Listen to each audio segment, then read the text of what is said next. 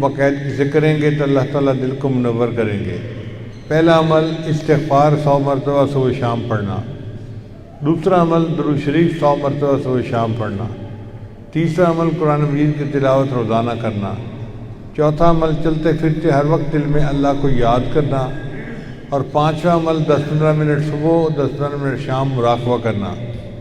مراقبے کا طریقہ بہت آسان ہے، نماز پڑھیں تو آنکھوں کو بند کر کے اللہ سے لو لگا کے بیٹھ جائیں، اللہ کی رحمت آ رہی ہے، دل میں سما رہی ہے، دل کی ظلمت اور سیاہی دور ہو رہی ہے، اور میرا دل اللہ اللہ اللہ بول رہا ہے، میں سن رہا ہوں۔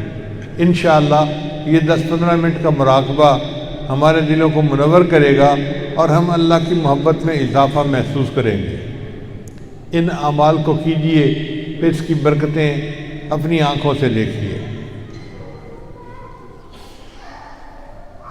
ابھی اذان ہوگی، سنتے پڑھیں گے، پھر اذان ہوگی، خطبہ ہوگا، نماز ہوگی۔